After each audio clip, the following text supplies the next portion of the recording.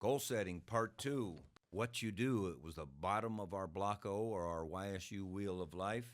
We knew as we came together as a football team what we do. One of the things we do is we wanted to be a good football team. They wanted to be good football players. So each of our players, each of our coaches would sit down and they would write down their football goal, short range, this season. Then, most importantly, they would put their plan for how they were going to accomplish those goals. Then they would put their football dreams. What is it they dreamed in the long run, maybe for their career at Ohio State or Youngstown State, maybe into the NFL and so forth? What were they dreaming about? How were they going to accomplish that? Always, always, always, goals must be specific and measurable. They can't be vague. Our particular player's case, another thing of which they do was academics. They were there in college to learn all they could possibly learn, grow as a student, be curious, but also obtain their degree, obtain credentials, obtain their major, their certification, whatever it happened to be.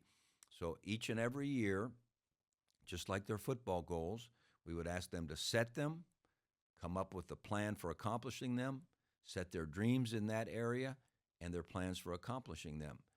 Academically, the same way. Each year, I would sit down with each of them and spend anywhere from 1 to 2 hours talking about your goal-setting plan. Did we need to make it more specific and measurable? How are we doing? What's your progress report? And the third thing that we had for our student athletes in the what I do portion of my goal setting was their health, because strength, speed, conditioning.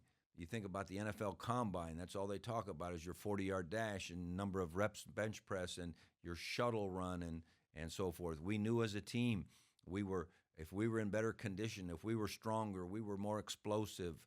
But what we really wanted to accomplish was, as our guys set goals in their strength and conditioning and health area, they would also be putting together great health habits for life. So we would ask them to set their short-term goals. And how am I going to accomplish that? What's my plan? Then what are my dreams health-wise? What are my long-term health dreams? And then what's my plan for accomplishing that? So that was our 3 goal areas we happen to have for our student athletes and for our coaches. You pick how you have goal setting for what your people do. Just like in the first one we talked about, which was who you are, goal setting number 1, you figure out with them how that fits you. But what's most important, specific and measurable, have to have the plan, and you have to evaluate it constantly.